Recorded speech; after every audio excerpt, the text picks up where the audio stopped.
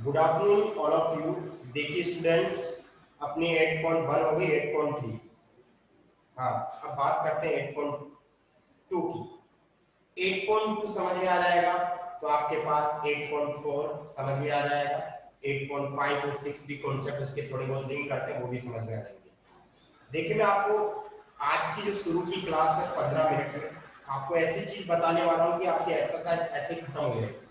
ठीक है, लेकिन बढ़िया तरीके से उसको समझना है। देखिए, पहली चीज मैं बात करूं इंक्रीजिंग और डिक्रीजिंग फंक्शन की।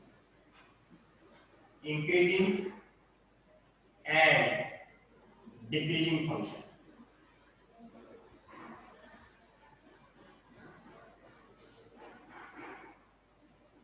समझना है इसको। पहले बिल्कुल मैं ऐसे जैसे कोई भी अपन फोटो शूट करते हैं, उसका बैकग्राउंड सही होना चाहिए, उसकी क्लियरिटी सही होनी चाहिए। तो देखिए, इस जो एक्सरसाइज का जो बैकग्राउंड क्या है, अपन क्या पढ़ना चाह रहे हैं उसको समझना है। बिल्कुल बेसिक से समझाऊंगा। देखिए, इंक्रीजिंग फंक्शन और डिक्रीजिंग फंक्शन होते क्या, पहले मैं एक एग्जांपल से समझाऊंगा। आप जो मैं बताऊंगा उस एग्जांपल को आप कॉपी में भी नोट करना है। देखिए कैसे, जैसे मान लीजिए कोई फंक्शन है आपका। अगर मैं फंक्शन की बात करूं, f(x) इक्वल टू आपका फंक्शन है x प्लस 3। जैसे y इक्वल टू होता है, y इक्वल टू होता है x प्लस 3। इस y को ना लिख के मैं इस y की जगह में लिख दिया f ऑफ x। ये y नहीं लिख रहा मैं, सिंपल इसकी जगह क्या लिख रहा हूं, f ऑफ x। कौन सा फंक्शन है, कोई बताएगा? ये कौन सा फंक्शन, कोई बताएगा कौन सा फंक्शन, किस टाइप का फंक्शन है? पॉलिनोमियल। पॉलिनोमियल में कौन सा है, पॉलिनोमियल में कौन सा फंक्शन है? लीनियर। पॉलिनोमियल में कौन सा फंक्शन है? लीनियर। Very good. अच्छा, लीनियर फंक्शन, ये भी लीनियर है, ये भी लीनियर है। अगर मैं इसको y इक्वल टू ऐसे लिखता x प्लस 3, ऐसे लिखता तो इसकी स्लोप क्या होती है? इसकी स्लोप क्या होती है? इसकी स्लोप क्या होती है? इसकी स्लोप 1 होती, तो इसकी स्लोप क्या होती? -1। बात को समझ रहे हो आप? इसकी स्लोप 1 होती, इसकी स्लोप -1 होती। ओके, अब देखिए, इसका जो इंटरसेप्ट आता y equal to mx plus c होता है। क्या होता है वैसे formula? y equal to mx plus c होता है। इसको भी समझना, y equal to mx plus c होता है। इसका जो इंटरसेप्ट होगा वो 3 का होगा, इसका भी इंटरसेप्ट 3 का होगा। समझना इसको चीज को। मैंने इसका कर्व बनाया, कैसे बनेगा देखिएगा।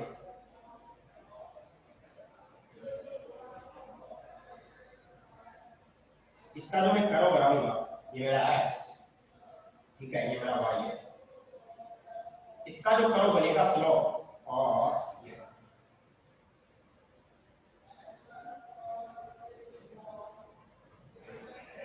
y मीनिंग सिंपल fx बोल सकते हैं।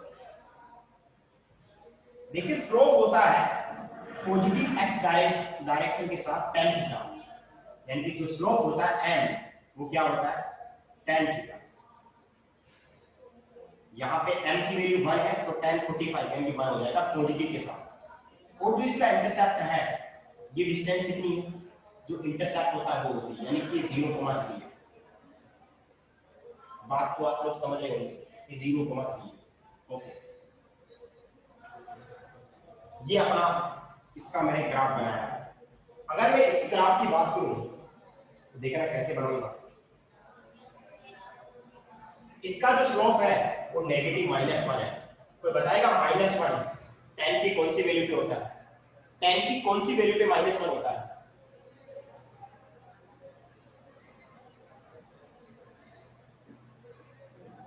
वन 135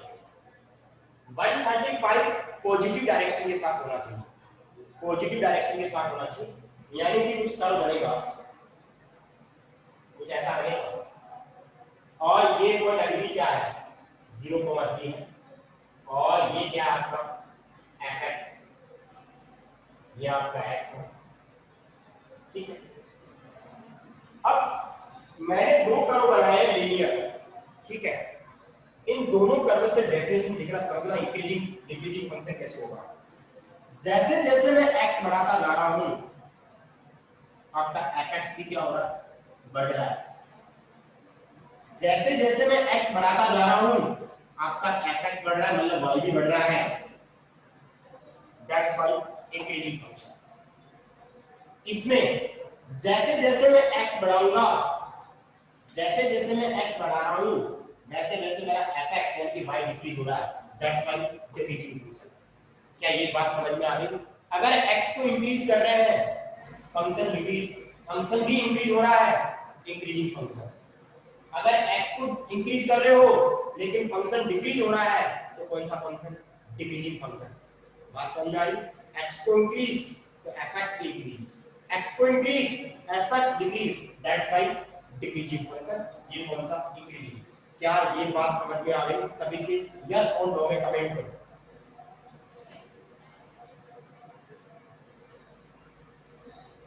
ओके, इसको बोलूंगा मैं इंक्रीजिंग फंक्शन। कौन सा बोलूंगा, इंक्रीजिंग फंक्शन। इसको बोलूंगा मैं डिक्रीजिंग फंक्शन। ठीक है, एक फंक्शन हो गया इंक्रीजिंग, एक फंक्शन हो गया डिक्रीजिंग। बहुत बढ़िया, आप लोगों के सबके समझ में आ गई ये बात। ठीक है,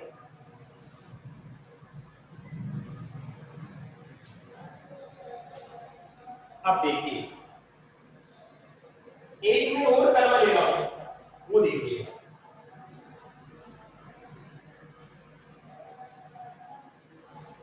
मैंने एक ये कर्व लिया और ये आपको सबको पता है कौन सा कर्व होता है, sin x का। सब लोग जानते हैं।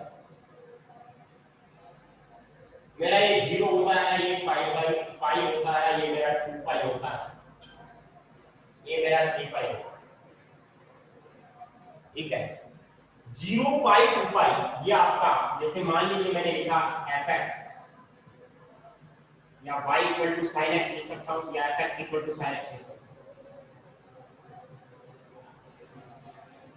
बात को समझना, क्या बताना चाहता हूं। मैंने इंक्रीजिंग की डेफिनेशन बताई और मैंने डिक्रीजिंग की डेफिनेशन बताई। ठीक है, अब विवेक बोल रहा है सर इंक्रीजिंग या फिर डिक्रीजिंग। बड़ा दोनों नहीं हो सकते, दोनों चीजें नहीं हो सकती। देखिए कैसे, मैं यहां तक जाऊंगा, पाई बाय 2 तक जाऊंगा तो मेरा फंक्शन क्या होगा, इंक्रीजिंग होगा। होगा क्यों? पाई बाय 2 से लेकर ये होता आपका 3 पाई बाय 2, पाई बाय 2 से लेकर मैं 3 पाई बाय 2 तक जाऊंगा, वो होगा डिक्रीजिंग। फिर वापस इंक्रीज होगा, फिर वापस डिक्रीज होगा। यानी कि ऐसा फंक्शन जो इंक्रीज भी हो रहा हो और डिक्रीज भी हो रहा हो तो उसमें क्या लिखते हैं, ये फंक्शन क्या होगा, नीदर इंक्रीजिंग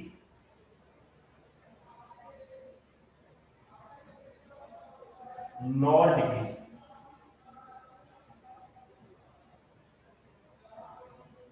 अगर वो इंटरवल दे देता, देखिए मेरे को इंटरवल नहीं दिया इसमें, ओनली sin x बोला। अगर वो इंटरवल देता सर 0 से पाई बाय 2 में क्या होता, तो 0 से पाई बाय 2 में क्या बोलते हैं, इंक्रीजिंग फंक्शन। क्या मैं सही बोल रहा हूं? वो बोलता पाई बाय 2 से लेके 3 पाई बाय 2 में क्या होता, डिक्रीजिंग फंक्शन। लेकिन वो इंटरवल नहीं दिया है तो नाइदर इंक्रीजिंग, जैसे नीदर भी बोलते हैं इसको, नीदर इंक्रीजिंग नॉर डिक्रीजिंग। बात समझ में आ रही है? एक बार सभी स्टूडेंट्स इसका स्क्रीनशॉट ले लो।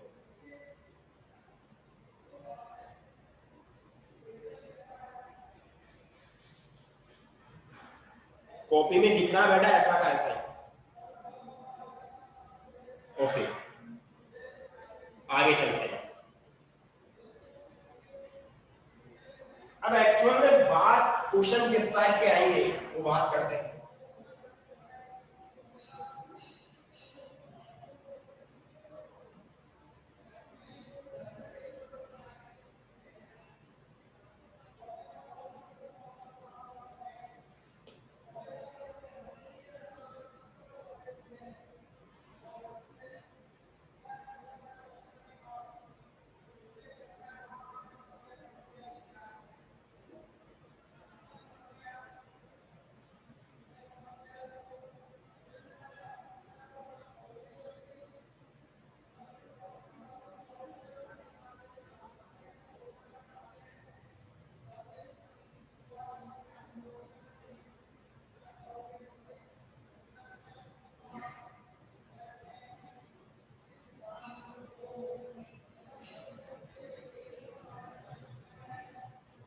हाँ जी, अब देखिए इसमें दो तीन चीजें होती है, वो क्या होती है इसकी बात करते हैं। जैसे मान लीजिए मैंने कर्व बनाया ये बात, ठीक है, और मेरा मैं ऐसे बोलूं कि यहां तक मेरा π/2 है, यहाँ पे पाई आ रहा है, 0 आ रहा है, यहाँ पे 3π/2 आ रहा है, यहाँ पे 2π आ रहा है। यहां तक मेरा इंक्रीजिंग फंक्शन हो रहा है, यहां से लेकर यहां तक डिक्रीजिंग हो रहा है, ठीक है।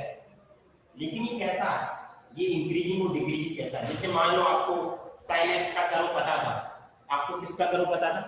sin x का कर्व पता था। लेकिन मान लो ऐसे क्वेश्चन आ गया x + 1 की पावर 3 x - 2 की पावर 4, तब कैसे करेंगे? इसका कर्व बनाओ और फिर सोल्व करो, कर्व से डायरेक्ट बताओ। इस कर्व से तो डायरेक्ट पता चल रहा है, इस कर्व से तो डायरेक्ट पता चल रहा है कि कहां पे इंक्रीजिंग होगा और कहां पे डिक्रीजिंग। ऐसे कर्व भी तो होते हैं जो अपने को पता ही नहीं है, क्या मैं सही बोल रहा हूं? ऐसे कर्व भी तो होते हैं जो अपने को पता ही नहीं है। जैसे मान लो यही कर्व आ गया कि ये कौन से इंटरवल में इंक्रीजिंग होगा, कौन से इंटरवल में डिक्रीजिंग होगा, तो फिर क्या करेंगे? देखिए यहां पे अगर कर्व पे अगर मान लीजिए आपने किसी भी पॉइंट पे टेंजेंट बना दिया, जैसे मान लो मैंने इस पॉइंट पे टेंजेंट बना दिया, इस पॉइंट पे टेंजेंट बना दिया, इस पॉइंट पे मैंने टेंजेंट बना दिया, अगर वो टेंजेंट पॉजिटिव एक्स एक्स के साथ अगर एक्यूट एंगल बनाती है, आपने कर्व पे अगर आपने कर्व पे क्या बना दिया हो, आपने कर्व के किसी भी पॉइंट पे अगर आपने क्या बना दिया हो, टेंजेंट बना दिया हो, अगर वो टेंजेंट एक्स एक्स के साथ acute angle positive x x के साथ एक्यूट एंगल बनाती है, दैट फाइव फंक्शन क्या होगा? Increasing function. अगर मान लीजिए जैसे मैंने यहाँ पे बात को समझ रहे हो आप, अगर मान लीजिए मैंने यहाँ पे एक पॉइंट बनाया, ठीक है, मैं यहाँ बनाता हूँ बात के लिए, मैंने मान ली इस पॉइंट पे मैंने टेंजेंट दो, ओके, तो इस पॉइंट पे मैंने टेंजेंट ड्रॉ की तो पॉजिटिव एक्सिस के साथ एक्यूट एंगल है या ऑब्ट्यूस एंगल है? ये एक्यूट एंगल होगा या ऑब्ट्यूस एंगल होगा?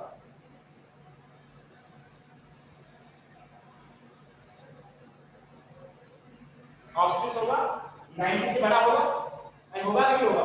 जब ऑब्ट्यूस एंगल होगा तो इसका जो स्लोप आएगा ऑब्ट्यूस एंगल होगा, मतलब डिक्रीजिंग, स्लोप क्या आएगा? नेगेटिव आएगा। स्लोप क्या आएगा?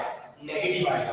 तो कौन सा फंक्शन होगा? डिग्री। जैसे मान लो मैंने यहाँ पे टेंजेंट इस पॉइंट पे टेंजेंट लो, तो इसका स्लोप भी क्या आएगा? नेगेटिव आएगा। बात को समझ रहे हो?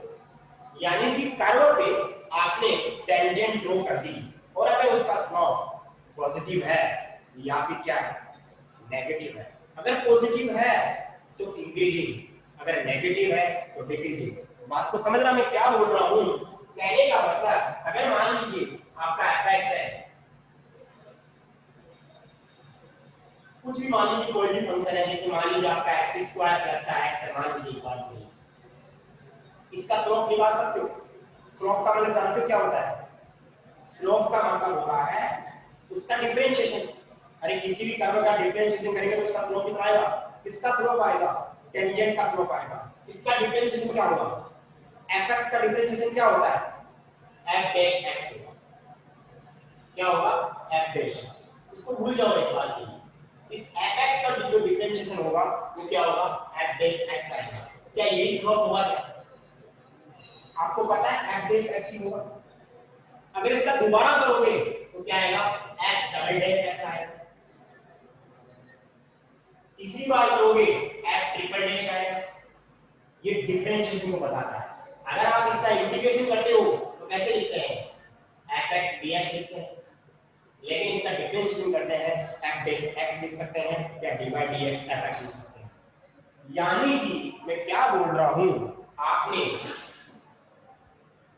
अगर आपने fx का डिफरेंशिएशन f डैश x किया, मतलब ये क्या आया आपका? dy अपॉन dx से बोल सकते हैं या इसको क्या बोल सकते हैं? स्लोप बोल सकते हैं। कहने का मतलब अगर आपका स्लोप 0 से बड़ा है, अगर आपका स्लोप 0 से बड़ा है तो फंक्शन क्या होगा, इंक्रीजिंग होगा। और यदि आपका एफ डैश एक्स 0 से छोटा है तो क्या होगा, डिक्रीजिंग होगा। क्या होगा, डिक्रीजिंग। क्या ये वाली बात समझ में अभी लिखूंगा भाई, अगर एफ डैश एक्स का मान 0 से बड़ा है तो इंक्रीजिंग होगा, एफ डैश एक्स का मान 0 से छोटा है डिक्रीजिंग। ये कब पता लगाना पड़ेगा, ये तब पता लगेगा जब आपको कर्व पता नहीं हो कि कर्व कैसे बनेगा। अगर मान लीजिए कर्व पता है आपको, कर्व से आप उसके उसकी इमेज से आप बता सकते हो कि इंक्रीजिंग होगा या डिक्रीजिंग, वो तो बहुत बढ़िया बात है। अगर मान लो कर्व पता नहीं है तो कैसे करते हैं, एवरेज सेक्शन अगर 0 से बड़ा है, कोई पर्टिकुलर इंटरवल देगा वो, तो क्या होगा, इंक्रीजिंग होगा, और एवरेज सेक्शन 0 से छोटा है तो डिक्रीजिंग। क्या ये वाली बात समझ में आ गई? यस और नो में कमेंट करो।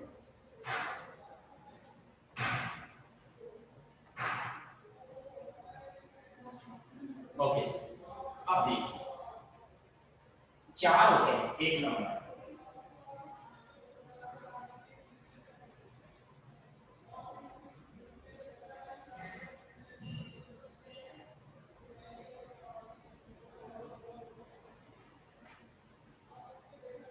एक नंबर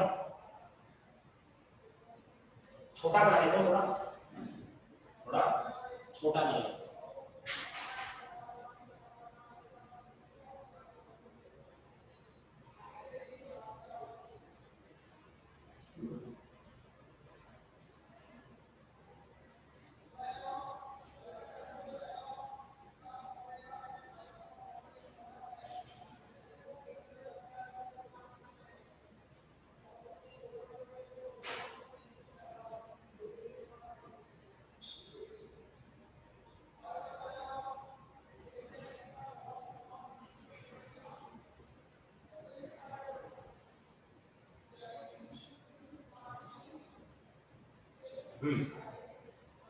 ये एक नंबर है, ये 2 नंबर है, ये 3 नंबर है, ये 4 नंबर है। ये क्या होगा, देखिए यहाँ पे तो आपका यहां से लेकर यहां तक तो आपका स्लोप क्या होगा, एफ डैश एक्स की वैल्यू 0 से क्या होगी, बड़ी होगी। यहाँ पे भी आपकी एफ डैश एक्स की वैल्यू 0 से क्या होगी, बड़ी होगी। लेकिन यहाँ पे क्या होगी, इस जगह एफ डैश एक्स की वैल्यू क्या होगी, यहाँ पे एफ डैश एक्स की वैल्यू क्या होगी, 0 0 होगी, because parallel to X axis, यानी कि यहां पे एफ डैश एक्स 0 होगा, यानी कि इसमें 0 से बड़ा भी आ रहा है और 0 के इक्वल भी आ रहा है। जब ऐसा होता है इसको बोलते हैं इंक्रीजिंग फंक्शन।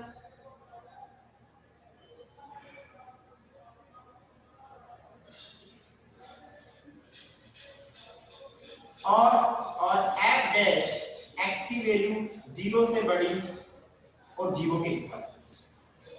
यहां पे इसका कर्व क्या होगा, आप बात समझ रहे हो, यहां पे समझ में आ गया कि सर यहां पे एफ डैश एक्स की वैल्यू 0 से क्या हो गई, बड़ी हो गई। यहां पे सर एफ डैश एक्स की वैल्यू क्या हो गई, 0 के इक्वल हो गई। यहां पे एफ डैश एक्स की वैल्यू क्या हो गई, 0 से बड़ी। ये तो बात समझ में आ गई। यहां पे हमेशा कर्व क्या करेगा, एफ डैश एक्स की वैल्यू क्या रहेगी हमेशा के लिए, यहां पे एफ डैश एक्स की वैल्यू होगी 0 से बड़ी ही होगी। इसको बोलते हैं स्ट्रिक्टली इंक्रीजिंग, स्ट्रिक्टली इंक्रीजिंग। और एफ डैश एक्स होगा वो 0 से बड़ा, स्ट्रिक्टली है मतलब इंक्रीजिंग है, ठीक है।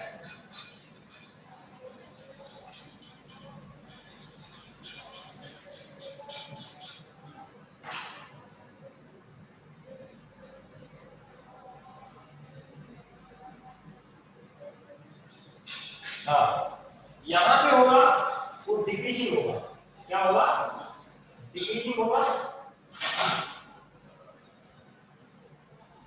और एफ डैश एक्स की वैल्यू 0 से छोटी 0 के इक्वल होगी। यहां पे क्या होगा, स्ट्रिक्टली डिक्रीजिंग होगा।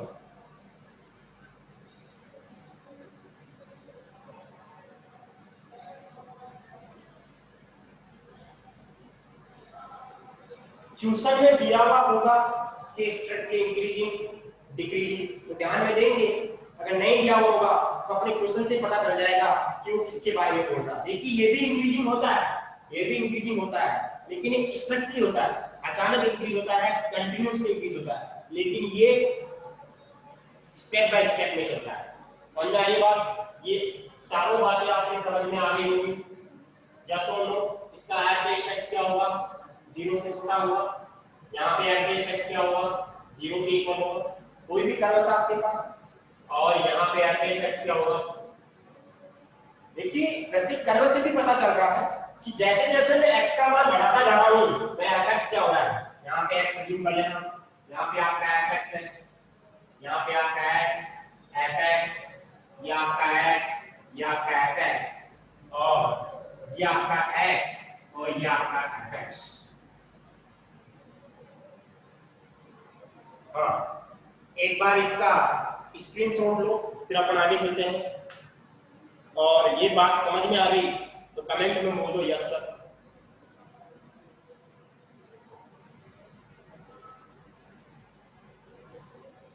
बढ़िया बढ़िया, बहुत बढ़िया। Okay, thank you.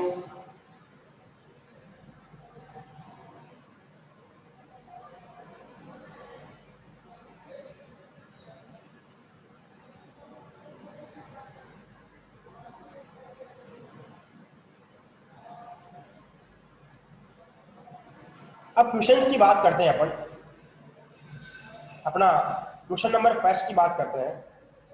सभी स्टूडेंट्स अपनी अपनी बुक को ओपन करेंगे और फर्स्ट क्वेश्चन की बात करते हैं। वो क्या बोल रहा है अपना?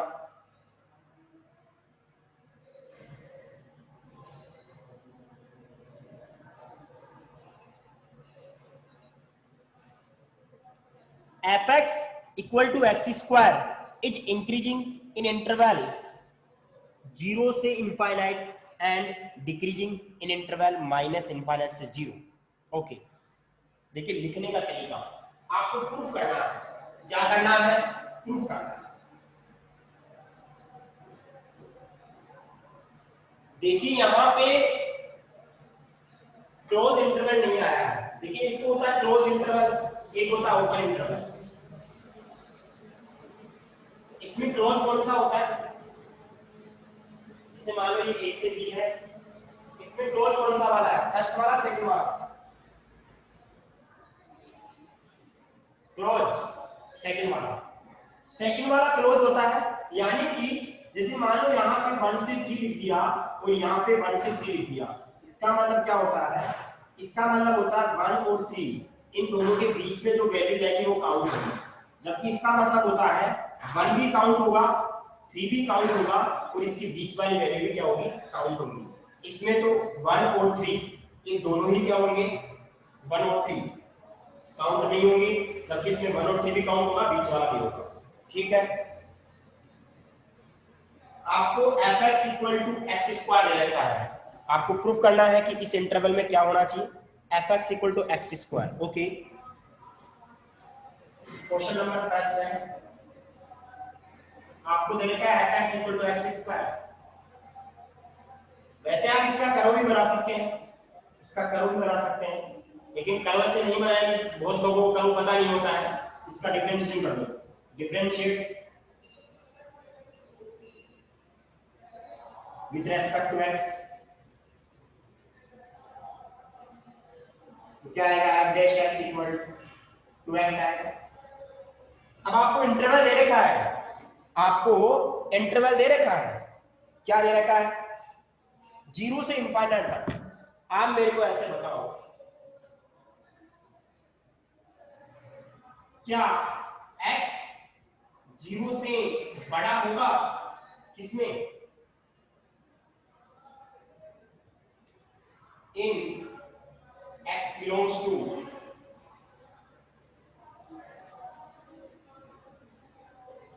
x belongs to 0 से इनफाइनाइट में होगा।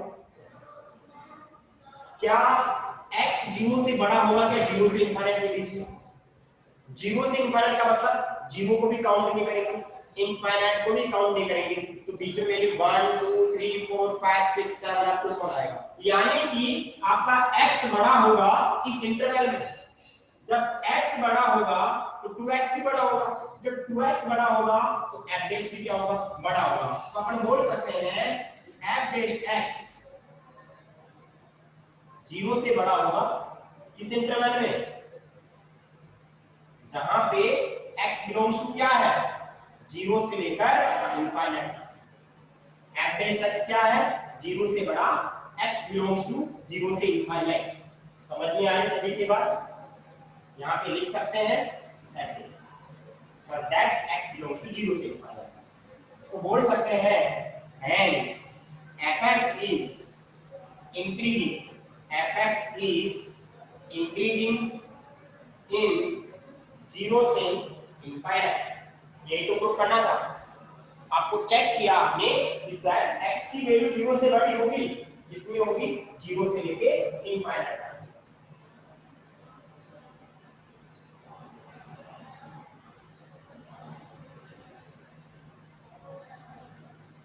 अब इसका सेकंड पार्ट है f डैश x क्या था, अगेन बात करते हैं। f डैश x क्या था आपका, 2x था। आपको ये पता है, क्या पता है कि जो आपका x होगा वो 0 से छोटा होगा, कहां पे, x बिलोंग्स टू 0 से लेकर माइनस इंफाइनाइट के बीच में होगा कि होगा। तो अपन बोल सकते हैं जब x की वैल्यू 0 से छोटी होगी तो 2x भी छोटा होगा 0 से। अरे इसके बीच में -2 रखो आप, तो माइनस का 4 आएगा, x की वैल्यू माइनस का 1 रखने बीच में तो माइनस का 2 आएगा। तो अपन क्या बोल सकते हैं, अपन बोल सकते हैं कि आपका जो f डैश x होगा, जो आपका f डैश x होगा वो 0 से छोटा होगा, जहां पे x बिलोंग्स टू 0 से लेकर माइनस इंफाइनाइट कर दिया है। कहां पे x बिलोंग्स टू 0 से लेकर माइनस, hence fx is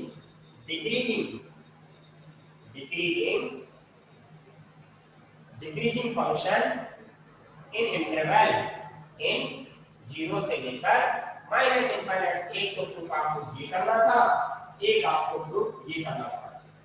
अब देखिए यहाँ पे एक चीज और है, यहाँ पे इंक्रीजिंग की बात कर रहा है, स्ट्रिक्टली इंक्रीजिंग की बात नहीं कर रहा। क्यों नहीं कर रहा, क्यों आपको पता चल गया कि यहाँ पे इक्वल का साइन नहीं है, यहाँ पे भी इक्वल का साइन नहीं है, और आप बाय डिफॉल्ट समझ भी सकते हो।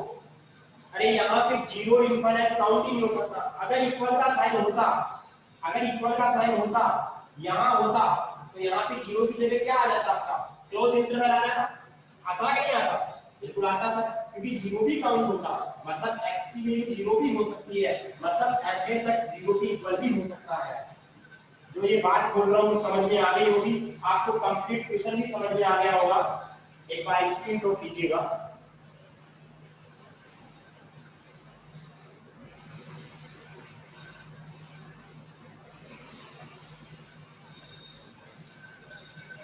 ओके,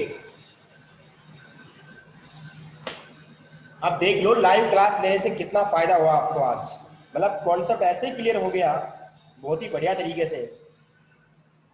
अब आपका है prove that fx equal to a की पावर x 0 से is decreasing in r। Question number आपका जो सेकंड है, आपका क्वेश्चन नंबर जो सेकंड है वो क्या बोल रहा है,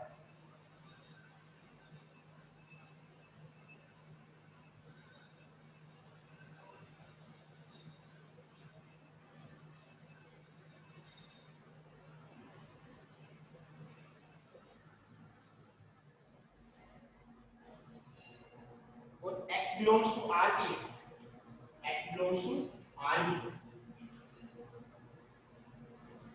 रियल नंबर है।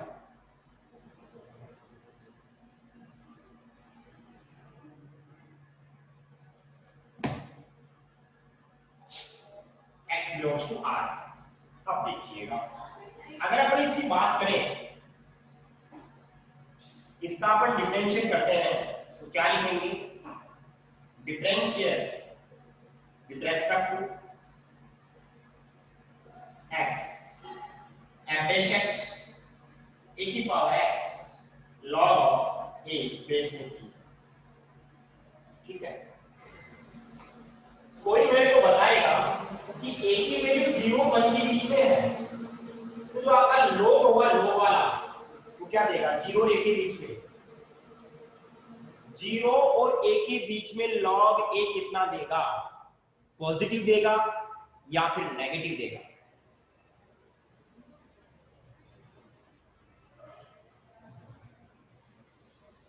नेगेटिव, नेगेटिव समझाऊं कैसे देगा नेगेटिव, मैं समझाता हूं नेगेटिव कैसे देगा। जैसे मान लो a की वैल्यू मैंने 1/2 रख दी, 1/2 रख दिया। जैसे बेस मैंने e लिया है, बेस क्या लिया है, e लिया है। अरे 1 तो नहीं रख सकते अपन, 1 नहीं रख सकते, 1 तो लेना ही ना, 1 कहां ले सकते, 1 नहीं ले सकते। हाँ बिल्कुल सही बोल रहे हो आप, क्योंकि सर लोग अगर 1 होता, अगर लोग 1 होता बेस में लोग 1 तो 0 हो जाता, लोग 1 तो क्या होता, लोग 1 तो 0 हो जाता। ठीक है, लोग 1 की वैल्यू 0 होती है तो ये तो 1 से छोटा है, समझ रहे बात। जैसे मान लो log 1 0 हो गया, log 1/2 क्या होगा, log 1 माइनस log 2 लिख सकता हूं, log m अपॉन n का फॉर्मूला लगा दिया। किसका फॉर्मूला लगाया है, log m upon n, log m minus log n base में क्या है, e है। log 1 की वैल्यू 0 होती है और इसकी वैल्यू कोई ना कोई, जैसे 0.30 10 कितनी आप केमिस्ट्री में फिजिक्स में पढ़ते हो, अरे पढ़ते हो, जैसे मान लो 0.30 10 इसकी वैल्यू कितना आया, नेगेटिव में 0.30 10 आएगा। कहने का मतलब क्या हुआ, 0 से 1 के बीच में ये हमेशा नेगेटिव देगा। और ये क्या देगा, आप मान लो a की वैल्यू आपने 1/2 रख दी, 1/2 की पावर चाहे आप 1 रखो, चाहे 1/2 की पावर आप -1 रखो, चाहे 1/2 की पावर आप 0 रखो, हमेशा ये तो पॉजिटिव देगा, ये तो हमेशा क्या देगा, पॉजिटिव देगा। डिपेंड किस पे कर रहा है, इस पे फर्क पड़ रहा है। तो अपन क्या बोलेंगे, अपन ये बोलेंगे कि अपन ऐसे बोल सकते हैं कि आपका log base e less than 0 होगा, कहां पे, जब a की वैल्यू 0 से बड़ी 1 से छोटी हो। log a 0 से छोटा होगा कब, 0 से लेके 1 तक, जब नेगेटिव वैल्यू देगा ये वाला। और a की पावर x क्या है, a की पावर x तो हमेशा क्या है, x की वैल्यू जैसे अपन कम करते जाएंगे, हाँ ये वैल्यू क्या देगा, नेगेटिव देगा। तो अपन बोल सकते हैं कि आपका f डैश x तो 0 से क्या होगा, छोटा होगा। कब होगा, जब a की वैल्यू क्या है, a की वैल्यू क्या है, 0 से बड़ी 1। तो कह सकते हैं अपन f डैश x 0 से छोटा, x belongs to r, hence fx is decreasing, fx is decreasing in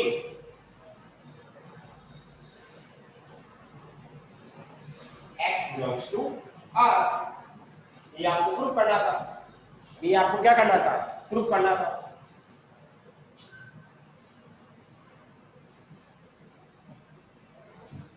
हाँ एक बार इसका स्क्रीनशॉट ले लो,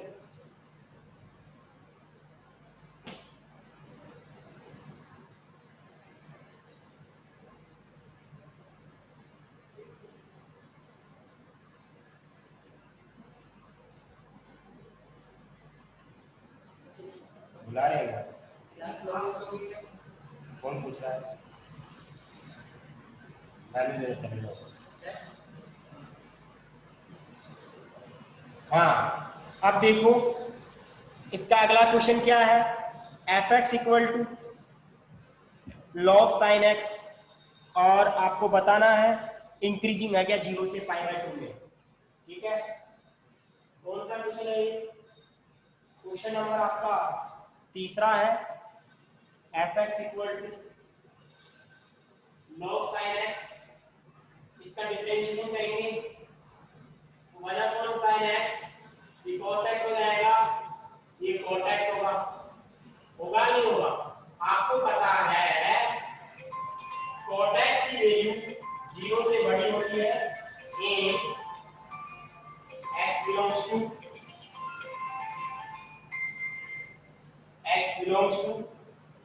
0 से π/2 में। एक बार इतना स्क्रीनशॉट ले लो, फिर अपन कल पढ़ेंगे इसको, है ना? स्क्रीनशॉट ले लो इसका। चलो इसको बाद में कर लेंगे, कल ही कर लेंगे इसको कल ही कर लेंगे। बेटा टाइम आउट हो गया है, ठीक है? टाइम आउट हो गया है, कल कर लेंगे अपन। Thank you so much, thank you बेटा। बढ़िया समझ में आ गया आज का पढ़ाया हुआ? एक बार कमेंट करो यस और नो में बढ़िया तरीके से। ओके ओके, अब अपने को दिक्कत नहीं आएगी चैप्टर में, है ना? Thank you okay.